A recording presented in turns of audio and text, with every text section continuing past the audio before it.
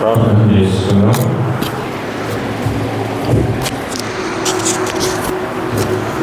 పరిశుద్ధుడా, ప్రేమ కలిగిన ప్రియ పరలోకపు తండ్రి, మీ పరిశుద్ధమైన శ్రేష్టమైన నామమును బట్టి స్తోత్రములు యేసయ్యా.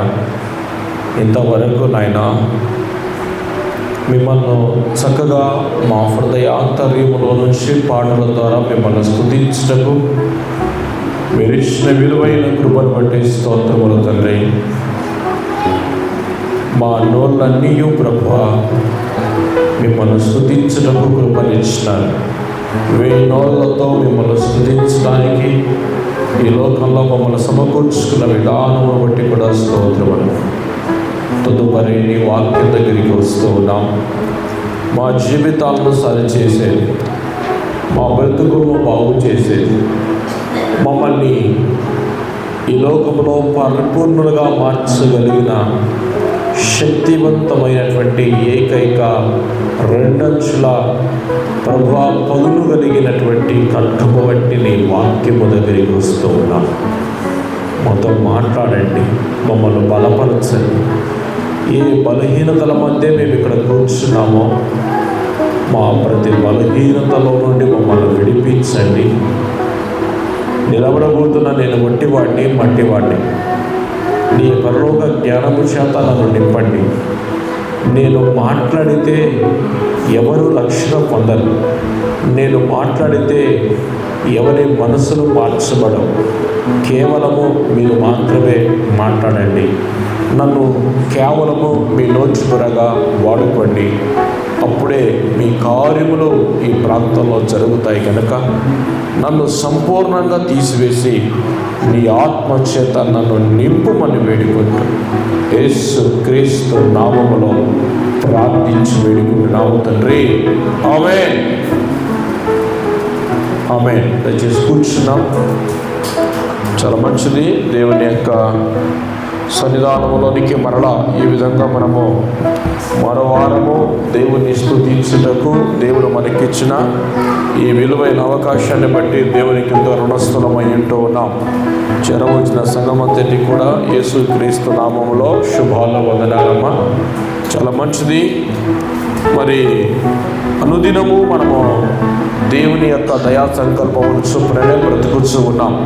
మనం ఒప్పుకున్నా ఒప్పుకోకపోయినా, మనం అవునన్నా మనము కాదన్నా సరే, దేవుడి ప్రేమ మనుషుల పట్ల చాలా విలువైనది కనుకనే మనము ఆయనను ప్రార్థించినా, ఆయనను ప్రార్థించకపోయినా, లేదా మనము దేవునికి యోగ్యంగా బ్రతికినా అయోగ్యంగా బ్రతికినా దేవుడు కృపగలిగిన వాడు కనుక మనల్ని ప్రేమించి మన ఆయుష్కాలములను పొడిగిస్తూనే ఉన్నాడు.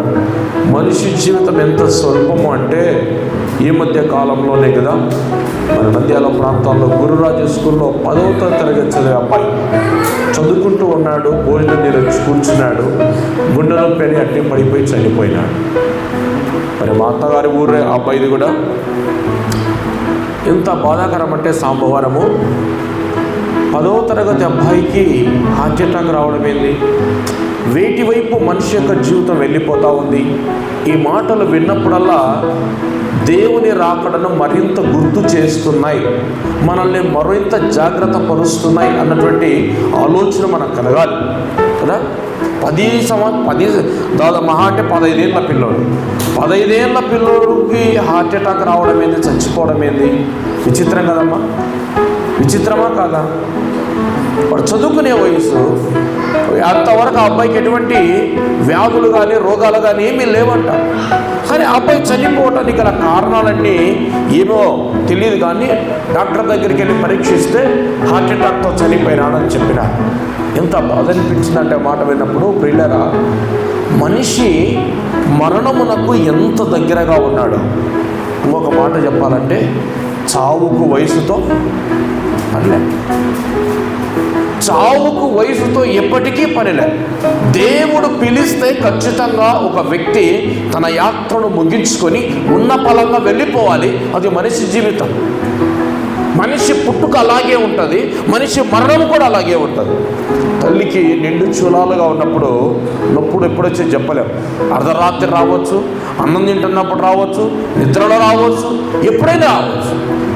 మనిషి జీవితంలో కూడా చావు కూడా ఎప్పుడైనా రావచ్చు. అయితే నిరీక్షణ కలిగిన క్రైస్తవులుగా యేసుక్రీస్తు ప్రభు నమ్ముకున్న బిడ్డల కలిగినటువంటి గొప్ప నిరీక్షణ ఏమిటంటే, ఏ రోజు మేము చనిపోయినా, ఎప్పుడు మేము చనిపోయినా దేవుని దగ్గరికి మేము వెళతాం అన్న నిరీక్షణ ఈ మందిరం మనకు నేర్పిస్తుంది. యేసుక్రీస్తు ప్రభు భూలోకంలో రక్షణ మనకిస్తే, ఆ రక్షణ మందిరమునకు నడిపిస్తే, ఆ మందిరము దేవుని మీద మనకు ఒక నిరీక్షణ ఇస్తుంది. ఏ నిరీక్షణ? చనిపోతే నేను ఎక్కడికి వెళ్తానన్నటువంటి నిశ్చయిత మనకు తెలుసు. ఈ క్షణము ఏం జరగబోతుందో తెలియదు, కానీ చనిపోయిన తర్వాత ఏం జరగబోతుందో మనకు తెలుస్తుంది. ఎప్పుడు? యేసుక్రీస్తు ప్రభును మన జీవితాలలోనికి ఆయన రక్షకునిగా మనం ఆహ్వానించినప్పుడు, ఆయన పాదాల సన్నిధిలో మనం గడిపినప్పుడు దేవుడు మన జీవితాలకు ఒక రక్షణ ఇస్తాడు. ఎందుకు క్రైస్తవులు కొడుతున్నా కొట్టించుకుంటున్నారు, తిడుతున్నా తిట్టించుకుంటున్నారు, చంపుతున్నా చంపబడుతున్నారు అంటే వారికి ఒక నిరీక్షణ ఉంది. యేసుక్రీస్తు ప్రభుని ఎరగక మునుపు వారు పాపంలో ఉన్నప్పుడు చిన్న మాట అంటేనే ఒప్పుకోలేని మనుషులు ఈరోజు యేసు ప్రభుని నమ్ముకున్న తర్వాత వారు దేవునిని బట్టి తగ్గింపు చాతగానితనంగా అయిపోయింది కదా.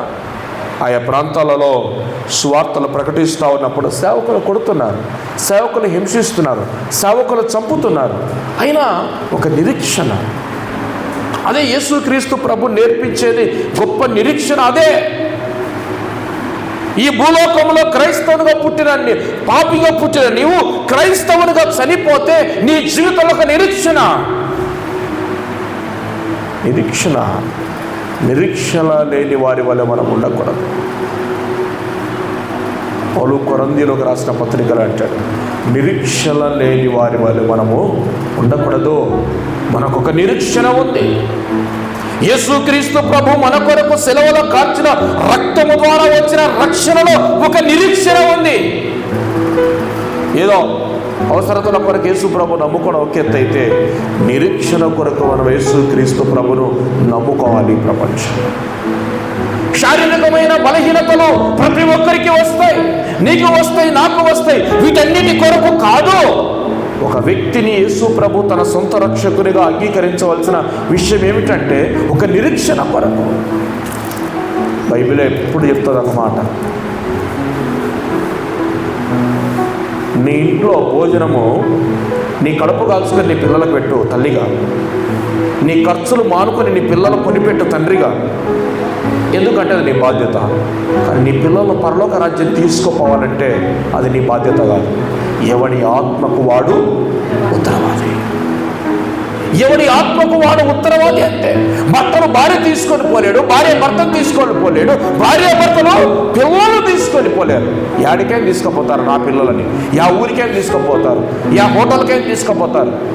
కానీ పరలోక రాజ్యానికి తీసుకొని పోవాలంటే మన వల్ల పని కాదు.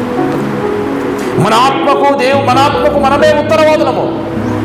నేను తింటే నా ఆకలి తీరుతుంది, నా కొడుకు తింటే వాడి ఆకలి తీరుతుంది అంతే. నా కొడుకు ఆకలి తీరాలని నేను తిన్నాను అనుకో, తీరదు.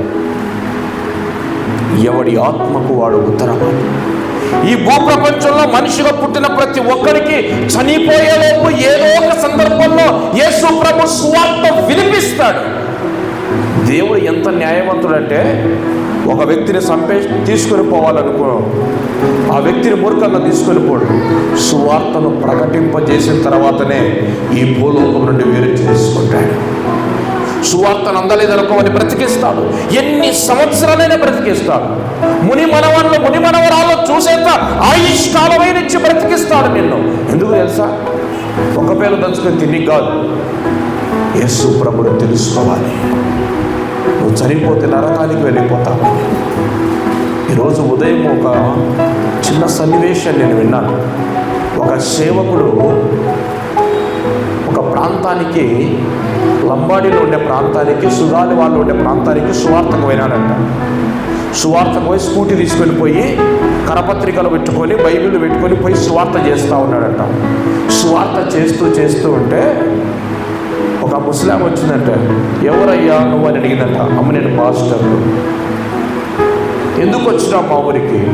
యేసు ప్రభు మన పాపాల కొరకు చనిపోయినాడయ్యా. ఎప్పుడు చచ్చిపోయినాడు? 2000 సంవత్సరాల కిందట చచ్చిపోయినాడయ్యా. మీది ఆ ఊరు? మాది హైదరాబాద్ అయ్యా. హైదరాబాద్ నుంచి ఇడికి రానికి ఎన్ని గంటలు పడుతుంది అని అడిగిందంట. 4 గంటల ప్రయాణం అయ్యా అని. 4 గంటల ప్రయాణం అమ్మా అని అన్నట. అయినా ఇవన్నీ ఎందుకు అడుగుతుంది అని ఆమె అడుగుతా ఉంటే, ఇవన్నీ ఎందుకు అడుగుతుందని సేవకుడు ఆలోచిస్తామండి. ఆమె అనిందంట, యేసు ప్రభు వచ్చి 2000 సంవత్సరాలు అయింది. మీ ఊరు నుంచి మా ఊరికి రానికి 4 గంటల సమయం పట్టింది. ఇన్ని రోజులు ఆడిపోయినావు రాకుండా? ఈ రోజు నువ్వు వచ్చినావు, నువ్వు రాకముందు ఎంతమంది యేసు ప్రభు తెలియకుండా చచ్చిపోయినారు నా ఊర్లో. వాళ్ళంతా నరకానికేనా? ఏడ్చిందంట సేవకుని కాళ్ళ మీద పడి. ఆ మాటలు విన్నప్పుడు సేవకునిగా కళ్ళ నీళ్ళు వచ్చినాయి. ఇన్ని రోజులు ఎక్కడున్నావు? నీ ఊరు నుంచి నా ఊరికి రానికి 4 గంటల సమయం పట్టింది. 2000 సంవత్సరాల కింద యేసు ప్రభు వచ్చినాడు. మరి ఇన్ని ఏళ్ళు మా ఊర్లో ఎంతమంది చచ్చిపోయినారు? యేసు ప్రభు తెలుసుకోకుండా వాళ్ళంతా నరకానికేనా? అవును. యేసు క్రీస్తు ప్రభు మనకిచ్చిన ఈ విలువైన అవకాశంలో సువార్త వినిపింపకుండా ఆయన ఈ లోకాన్ని దాటి మనల్ని తీసుకొని పోడు. సువార్త వినిపింపజేస్తాడు, నీకు ఒక నిరీక్షణ కలగజేస్తాడు.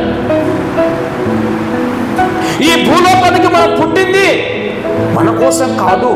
ఈ భూలోకంలో బ్రతుకుతున్నది మన కోసం కాదు. మనం సంపాదించుకున్న సంపాదన ఏది మనతో రాదు. మనతో వచ్చేది ఒకటే, మనం యేసు క్రీస్తు ప్రభు రక్తము చేత కడగబడి శుద్ధీకరించబడి పొందుకున్న రక్షణ మాత్రమే ఈ లోకాన్ని మనం తీసుకొని పోగలిగిన ఏకైక ఆస్తి. దానికోసం తాపత్రపడాలి. ఇంతమందిరం కట్టించున్నాం, ఇట్లా చేస్తున్నాం. నేను కానీ మా నాయన కానీ నా పిల్లలు కానీ ఎవరైనా తీసుకపోతారు ఇటుకే పిల్ల? ఎవరు తీసుకోపో. ప్రయాస అంతే, ప్రయాస. దేవుడు ఇచ్చిన అవకాశం చేస్తున్నాం అంతే. నా తర్వాత ఈ సేవ నా పిల్లలు చేస్తారో లేదో కూడా తెలియదు. నా తర్వాత ఈ స్థలము లేదా ఈ సంఘము ఏమవుతుందో కూడా నాకు తెలియదు. నేను తీసుకుపోతానని దీని మీద నేను మమకారం పెంచుకున్నాను అనుకో, దేవుని పరిచర్య చేయలేను, దేవుని కోసం నిలబడలేను, దేవుని వైపు ముందుకు సాగలేను. ఈ లోకంలో మనం ఒక మాట చెప్పాలంటే, నేను ఎప్పుడు చెప్తా ఎక్కడికి పోయినా, మనిషి మొలకు కట్టిన మొలతాడు కూడా ఈ లోకం నుంచి తీసుకొని పోలేడు. తల్లి గర్భంలో ఏ దిగంబరత్వంతో నువ్వు వచ్చావో అదే దిగంబరత్వంతో వెళుతావు. వెళుతూ వెళుతూ వెళుతూ ఏం తీసుకొని పోతావో తెలుసా? నీ జీవితాన్ని ఒక్కటి మూట మూసుకొని పోతావు. నీ జీవితాన్ని ఈ లోకంలో మూట మూసుకొని పోతావు. ఎట్లా బ్రతికినావో మూసుకొని పోతావు. ఎట్లా బ్రతికినావో అది మాత్రమే దేవుని దగ్గరకు తీసుకొని పోతావు. చచ్చిపోయే లేపు దేవుని స్వార్థాన్ని కంట వినబడితే మనసు కఠినపరచుకోవాలి. వయసును బట్టో, సమయాన్ని బట్టో, ఆరోగ్యాన్ని బట్టో నువ్వు మనస్సును కఠినపరచుకోకు. ఎందుకంటే దేవుడు లెక్కలోనికి తీసుకెళ్తాడు. ఈ విలువైన జీవితము లెక్కలోనికి మార్చబడుతుంది. ఈడ నిలబడినంత వరకు నేను ఒక వాక్యం అనుకునే వచ్చిన ఆయనకి. ఏ వాక్యం అనుకున్నానంటే, ప్రార్థన గురించి చెప్పాలి, ప్రార్థనలో మీరందరూ బలపడాలి అనుకొని నేను వచ్చి పెట్టుకున్న వాక్యం కూడా ప్రార్థన గురించే. కానీ నేను నిలబడిన తర్వాత పరిశుద్ధాత్మ దేవుడు నా మనసు మార్చేసినాడు. నువ్వు చెప్పాల్సిన మాటలు ఇవి కాదని నా మనసు మార్చేసినాడు. ఈ ప్రార్థనాంశంలోనికి నేను వెళ్ళాలన్నా పరిశుద్ధాత్మ దేవుడు అనుమతి ఇవ్వడం లేదు. అంత్య దినాలలో మనం ఉన్నాం, చివరి గడియలో మనం ఉన్నాం. యేసుక్రీస్తు ప్రభు యొక్క స్వార్థ కనుమరుగైపోయే దినాలలో ఉన్నాం. ఒక మాటలు చెప్పాలంటే, మనం ఎంతో ధన్యులం. ఈ ఊరిలో పైకి మైకి పెట్టుకొని వాక్యం చెప్పుకుంటున్నాం. ఈ స్థితి లేని గ్రామాలు ఎన్నో, ఈ పరిస్థితి లేనటువంటి మందిరాలు ఎన్నో. ప్రతి సేవకుని ప్రయాస, ప్రతి విశ్వాసి ప్రయాస, నిరీక్షణ ఒక్కటే, బ్రతికితే దేవుని కొరకు, చచ్చిపోతే దేవుని కాడ. బ్రతికితే ఆయన కొరికే లోకల బ్రతుకు, నువ్వు చచ్చిపోతే ఆయన దగ్గర ఉండడానికి చచ్చిపో. ఆయన దగ్గర కాకుండా మరో ప్లేస్ను ఆలోచన చేసినావంటే బతకలే, ఒక్క నిమిషం బతకలే. అది బహు వేదనకరమైన నరకమే. వేదనకరమైన ఆ నరకంలో ఉండలేం. పొద్దున అంటుంది మందిరం శుభ్రం చేయడానికి వచ్చే పెద్దమ్మ అంటుంది, ఆయన బాగా ఎండలు ముదిరిపోతున్నాయి. ఆయన ఇంట్లో ఉండి ఆ బయట కాసే ఎండలకు ఆ శిగకు తట్టుకోలేకపోతే, యేసు ప్రభుని ఎరగకుండా చచ్చిపోతే ఆరని ఆ మంటలో ఆ వేదన మనము భరించలేం. మానవ తలంపు కూడా అది ఊహకు అందనిది. ఎందుకు దేవుడు ఒక మనిషికి 60 ఏళ్ళు 70 ఏళ్ళు 80 ఏళ్ళు ఆయుష్కాలాన్ని పొడిగింపజేస్తూ ఉన్నాడంటే యేసయ్యను తెలుసుకోవాలి, యేసయ్య మాటను మనం తెలుసుకోవాలని, యేసయ్య సువార్తను తెలుసుకోవాలని, యేసయ్య ప్రేమను తెలుసుకోవాలని, యేసయ్య గురించి నువ్వు వినాలని, యేసయ్య నీ కొరకు కార్చిన శిలువ రక్తము వ్యర్థము కాకూడదనే దేవుని తాపత్రయం, దేవుని తాపత్రయం. ఒక తల్లి కష్టపడి కొంత డబ్బు సంపాదించిందనుకో, చచ్చిపోయే పరిస్థితి వచ్చే శక్తుల డబ్బులు పెట్టుకునేదనుకో, మందికి ఇచ్చాదే, బంధువులకి ఇచ్చాదే, వచ్చిన కొడుకు ఇచ్చాదే, వచ్చిన కొడుకు సైగ చేస్తాది, నైనా ఇవి ఉన్నాయి తీసుకోరా, లేకపోతే పలసారా ఉన్నాయి తీసుకోరా. ఎందుకు? నేను సంపాదించింది, నేను దాచిపెట్టుకుంది నా పిల్లలకే చెందాలా, మరొకరికి చెందకూడదు. యేసు ప్రభు యొక్క ముఖ్య ఉద్దేశము మన పట్ల, నా పిల్లల కొరకు కార్చిన రక్తపు బొట్టు వ్యర్థం కాకూడదు. వాళ్ళు వారి యొక్క రక్తము, నా రక్తము చేత వారి పాపములు వాళ్ళు శుద్ధీకరించుకోవాలి, వారి పాపములు వారు కడుక్కోవాలి, వారి పాపముల నుండి వారు విమోచించబడాలి. నిరీక్షణ లేని ఇతర వారే మనం ఈ లోకంలో ఉండకూడదు అన్నదే దేవుని యొక్క ప్రగాఢమైన ఉద్దేశం, ప్రగాఢమైన ఉద్దేశం. ఈ రోజుకి దేవుడు మనల్ని నిలబెట్టి బ్రతికిస్తున్నాడంటే ప్రియులను ఒక్కటే, యేసయ్య మనల్ని ప్రేమిస్తున్నాడు అనటకు నిదర్శనం ఇదే. యేసు ప్రభు మనల్ని ప్రేమిస్తున్నాడు అనటానికి నిదర్శనం ఏంటి తెలుసా? ఈరోజు మనం బ్రతికి ఉండడమే.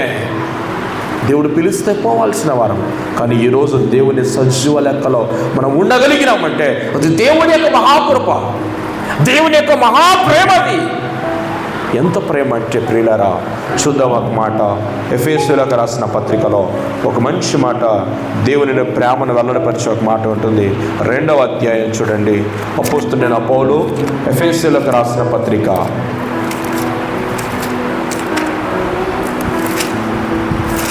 2వ అధ్యాయం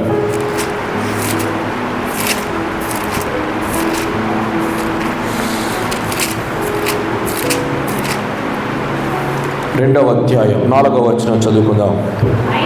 ఆయనను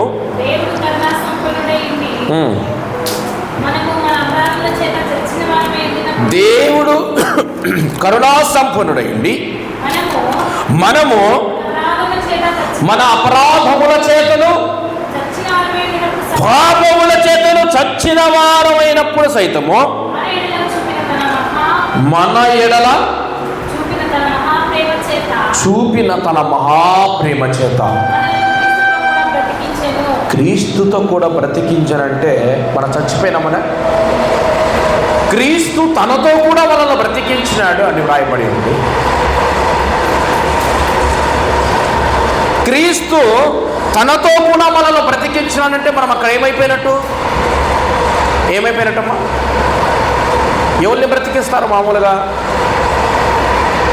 చెప్పాలా? ఎవరిని బతికిస్తారమ్మా? చచ్చిపోయినాన్ని బతికిస్తారు. బ్రతికించినాడు అంటే మనం ఏమైపోయినట్టు? చచ్చిపోయినట్టు. బ్రతికిస్తున్నాడు అంటే మనం చచ్చిపోయినట్టు. అదే దేవుని వాక్యం చెప్తా ఉంది, మీ అపరాధముల చేత మీ పాపముల చేత మీరేమైపోయినారు? చచ్చిపోయినారు. ఒక మనిషికి పాపము, ఒక మనిషి జీవితంలో పాపము మనిషిని ఏం చేస్తుందంట? చంపేస్తుంది. పాపము వలన వచ్చు జీతము.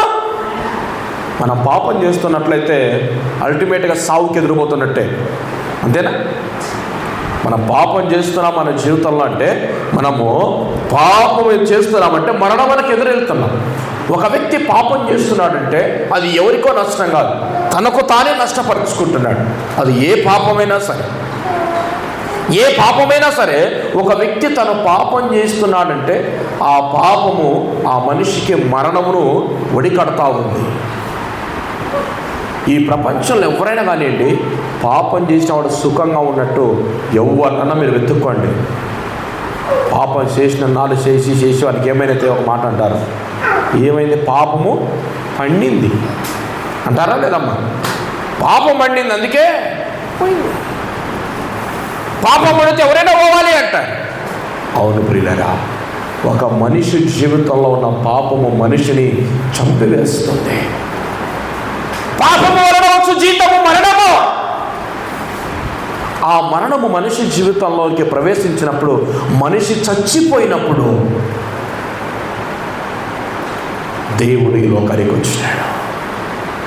మన జీవితాల్లో ఉన్న పాపమును తీసివేయటకై యేసయ్య లోకంలో అడుగుపెట్టినాడు. మానవ జీవితంలో ఉన్న పాపమును తీసివేయటకై యేసుక్రీస్తు ప్రభు ఈ లోకానికి వచ్చాడు. మనం ఇంకా పాపలమై ఉండగానే క్రీస్తు యుక్త వయసులో మన కొరకు చచ్చిపోయినాడు. మన పరిశుద్ధులైన తర్వాత కాదు, మనం దేవుని నమ్ముకున్నప్పుడు కాదు, యేసయ్య అంటే ఎవరో తెలియనప్పుడే, యేసయ్యను సిలువకు వేయమని కేకలు వేసినప్పుడే యేసయ్య మన కొరకు మౌనాన్ని సహించినాడండి. యేసయ్య మన కొరకు తన యొక్క ప్రేమను వెల్లడిపరచడము, సిలువలో తను తాను తగ్గించుకున్నాడు. ఫిలిప్పీ రాసిన పత్రికలో చూడండి ఆ మాట ఎంత చక్కగా వ్రాస్తారో పౌలు గారు. ఫిలిప్పీలోకి రాసిన పత్రిక 2వ అధ్యాయం 5వ వచనం చదువుకుందాం. క్రీస్తు యేసుకు కలిగిన ఏ మనస్సు మీరు కలిగి ఉండి, ఆయన దేవుని స్వరూపము కలిగిన వాడయుండి దేవునితో సమానముగా ఉండుట విడిచిపెట్టకూడని భాగ్యమని ఎంచుకొనలేదు, కానీ మనుషుల పోలికగా పుట్టి దాసుని స్వరూపము ధరించుకొని తన్ను తానే రిక్తునిగా చేసుకునేను. మరియు ఆయన ఆకారముందు మనుషుడుగా కనబడి మరణము పొందునంతగా, అనగా శిలవ మరణము పొందునంతగా విధేయత చూపిన వాడై తన్ను తాను తగ్గించుకున్నాడు. అని మన జీవితంలో మనం తగ్గించుకోవాలి. ఏ విషయంలోనూ మనం తగ్గించుకోవాలి కదా, ఏ విషయంలోనూ మనం తగ్గించుకోవాలి. మందిరం శుభ్రం చేయడానికి ఇష్టపడం, మనం వెళ్ళి వాళ్ళ మందిరానికి పోయి చేసేది. మందిరంలో ఏదైనా చిన్న పని చేయడానికి మనకు మనసు రాదు. మనం వెళ్ళి వాళ్ళకి చాలా మన జీతగాళ్ళమో వాళ్ళకి అనుకుంటాం. తగ్గింపులేని స్వభావం దేవుని మందిరంలో చేయడానికి నొచ్చుకోలే మనస్తత్వం కలిగిన వారు చాలామంది ఉన్నారు. కానీ యేసు ప్రభు ఎలాంటి వాడట, నీ పాపాల కొరకు నా పాపాల కొరకు తన్ను తాను ఏం చేసినాడంట, తగ్గించుకున్నాడు. దేవుడు నీ కొరకు నా కొరకు తగ్గించుకున్నాడు. దేవుని కొరకు తగ్గించుకోలేకపోతున్నాం. దేవుని కొరకు తగ్గించుకోలేకపోతున్నాం. దేవుని కంటే గొప్పగా బ్రతకాలని ఆశపడతాం. తగ్గింపు లేని జీవితం. కానీ యేసుక్రీస్తు ప్రభు మనస్సు ఎలాంటిదట, తన్ను తాను తగ్గించుకున్నాడు. ఆయన తగ్గించుకున్నాడు కాబట్టి ఈరోజు మనం ఇక్కడ కూర్చోగలిగినాం. దేవునికి స్తోత్రం కలుగును గాక. ఆయన తగ్గించుకున్నాడు కాబట్టే ఈరోజు మనం ఆయన పాదాల దగ్గరికి రాగలిగినాం. ఆ రోజు కొట్టేటప్పుడు ఆయన తగ్గించుకోకపోతే, ముఖం మీద ఉమ్ము వేసినప్పుడు తగ్గించుకోకపోతే, కొరడాలతో బట్టలు విప్పదీసి వీపులపై ఎంచి మరి 39 కొరడా దెబ్బలు కొడితే, ఆయన ఆ రోజు తగ్గించుకోకపోతే వారి మీదకి తిరగబడి ఉంటే ఈరోజు రక్షణ మనకు లేదు. ఈరోజు మనకి రక్షణ లేదు. విలువైనటువంటి ఆ పరలోకపు రాజ్యాన్ని విడిచిపెట్టి మానవ స్వభావముతో ఆయన పుట్టి ఈ లోకంలో పాపము లేనివాడుగా జన్మించినాడు. పాపము లేనివాడుగా చనిపోయినాడు. పాపుల కొరకు చనిపోయినాడు. పాపము లేనివాడుగా పుట్టాడు. పాపము లేనివాడుగా జీవించాడు. కానీ పాపుల కొరకైనా చచ్చిపోయినాడు. అది యేసు ప్రభు గొప్పతనం అంతే. యేసు ప్రభు గొప్పతనం అంతే. నువ్వు నోమాలు వ్రతాలు చేస్తే కనికరించే దేవుడు కాదు. జస్ట్ నువ్వు మోకాళ్ళ మీద నిలబడి యేసయ్యా అని నువ్వు పిలిస్తే, చూడండి ఒక మాట, ద్వితీయోపదేశ కాండము 4వ అధ్యాయం 7వ వచనంలో నా దేవుని గొప్పతనం ఎంత చక్కగా రాశాడో. ద్వితీయోపదేశ కాండము 4వ అధ్యాయం 7వ వచనం చదువుదాం. ఏలయనగా మనము ఆయనకు మొరపెట్టినప్పుడల్లా మన దేవుడైన యెహోవా మనకు సమీపముగా ఉన్నట్టు ఏ గొప్ప జనమునకు ఏ దేవుడు సమీపంగా ఉన్నాడా? నువ్వు కేవలం ఏ ప్రాంతంలోనైనా, ఆఖరికి నువ్వు పడుకున్న మంచం మీదైనా సరే నువ్వు ప్రార్థించి యేసయ్యా అని పిలిస్తే ఆ పిలుపు నువ్వు నోట్లోంచి ముగింపు కాకమునిపే నా దేవుడు నీ దగ్గర వాలిపోతాడు. దేవునికి స్తోత్రం కలుగును గాక. నీ నోట్లో యేసయ్యా అని ఆ నోరు ముయ్యకమునిపే నా దేవుడు అక్కడ వచ్చి నిలబడతాడు. మనకు ఆయన సమీపంగా ఉన్నట్టు ఏ గొప్ప జనమునకు ఏ దేవుడు సమీపంగా లేడు. ఎందుకంటే నేను ప్రకటిస్తున్న దేవుడు జీవము కలిగిన దేవుడు. నేను ప్రకటిస్తున్న దేవుడు పిలిస్తే పలికే దేవుడు. నేను ప్రకటిస్తున్న దేవుడు ఏడిస్తే ఓదార్చే దేవుడు. నేను ప్రకటిస్తున్న దేవుడు పడిపోతే లేవనెత్తే దేవుడు. నేను ప్రకటిస్తున్న దేవుడు చనిపోతే తన దగ్గరికి చేర్చుకునే దేవుడు. అవును ప్రియులారా, యేసు ప్రభు నిజమైన దేవుడు. ఒక కల్పన కాదు, ఒక మనుషుల చేత సృజించబడిన బొమ్మ కాదు. యేసు ప్రభు అనంత సర్వశక్తి కలిగినవాడు. యేసు ప్రభు కనులుండి చూడగలిగినవాడు, చెవులుండి వినగలిగినవాడు, హృదయం ఉండి ఆలోచన చేయగలిగినవాడు. నీ యొక్క జీవితం మీద తన కను దృష్టి నుంచివాడు. ఎట్లా అంటే పిల్లలు సంవత్సరంలోకి ప్రవేశించేటప్పుడు, సంవత్సరం పిల్లలు అనుకో, అప్పుడప్పుడు ఇప్పుడు మహేశ్వరి కొడుకున్నాడు, ఇప్పుడు వారి జాగ్రత్తగా కాపాడాల్సిన వయసు, పట్టుకుంటే ఆగేటోడు కాదు. కానీ వాడిని ఏం చేయాలా, వాడు ఏం చేస్తున్నాడో మనం కనిపెట్టాలి. ఏమి నిలబడుతున్నాడా, ఎక్కుతున్నాడా, దిగుతున్నాడా, ఏమి నోట్లో పెట్టుకుంటున్నాడా. తల్లి కనుదృష్టి అంతా వాని మీద ఉన్నట్టుగా నా దేవుడు ఒక మాట మన గురించి అంటాడు కదా, చంటి బిడ్డనైనా, తన కడుపున పుట్టిన చంటి బిడ్డనైనా తల్లి మరచినా మరచుడు కానీ నేను మిమ్మును మరవని దేవుడు. మార్పు లేని దేవుడు. ఆదిలో ఎలా ఉన్నాడో ఈ రోజుకి నా దేవుడు అలాగే ఉన్నాడు. ఆయన స్వభావం ఆదిలో ఏమిటో ఈ రోజుకి ఆయన స్వభావం అదే. మారిందంతా నీవు నేనే మారిపోయినాము. ఆయన మార్పు లేని దేవుడు, సర్వశక్తి కలిగిన దేవుడు. ఏ జనములకు సమీపంగా లేనటువంటి గొప్ప దేవుడు నేను ప్రకటిస్తున్న యేసు ప్రభు. నేను ప్రకటిస్తున్న నా దేవుడు ఏ జనులకు లేనంత గొప్ప ధన్యత. ఈరోజు అనేక మంది యేసుక్రీస్తు ప్రభు దగ్గరికి వచ్చి తమ జీవితాలు మార్చబడినని చెప్పేవారు. దొంగలు మారినారు, వ్యభిచారులు మారినారు, వేశ్యలు మారినారు, నరహంతకులు మారినారు, విగ్రహారాధికులు మారినారు, మంత్రగాళ్ళు మారిపోయినారు, చాతపడులు చేసేవారు మారిపోయినారు, నరహత్యలు చేసేవారు మారిపోయినారు, రౌడీయిజం చేసేవారు మారిపోయినారు. ఇవన్నీ కేవలము జీవము కలిగిన నా దేవుని యొక్క శక్తి. నా దేవుని శక్తి. ప్రియులారా, జీవితం ఏదైనా సరే నా దేవుడు ఆయన చేతుల్లో మన జీవితాన్ని పెట్టగలిగితే ఆయన బహుమానమైనటువంటి జీవితాన్ని మనకిస్తాడు. నా దేవుడు కుమ్మరి ఒక మట్టి ముద్దను తీసుకుపోయిన కాడ వేస్తే విలువైన పాత్రగా నిన్ను తయారు చేసి ఘనమైన పాత్రగా ఈ లోకంలో నిన్ను వాడుకుంటాడు. యేసుక్రీస్తు ప్రభువు దగ్గరికి రానంత కాలము మన జీవితాలు పొలంలో ఉన్న బంకమట్టే. ఎప్పుడైతే ఆయన దగ్గరికి మనం వచ్చినామో సార మీద పెట్టి చల్లని నీటి కుండ బట్టి జీవితాన్ని మనకిచ్చి అనేక మందికి ఆశీర్వాదకరంగా నిలబెడతాడు. ప్రతి ఒక్కరు ఒక విషయంలో తాపత్రపడాలా. నేను చచ్చిపోయేలోపు నా పిల్లలకు నేను ఆశీర్వాదకరంగా ఉండాలా, నేను చనిపోయేలోపు నా బిడ్డలకు దీవెనకరంగా ఉండాలా. ఆ తాపత్రం మనకు కలగాల. నేను చనిపోయేలోపు నా సంఘానికి నేను ఆశీర్వాదకరంగా ఉండాలా. నా సేవకుడు ఎక్కడికైనా పోతా, అమ్మ ప్రార్థన చేయమ్మా, మీటింగ్లో నేను చెప్పిపోవాలా. అది ఒక విశ్వాసతలో బలపడడం. అంటే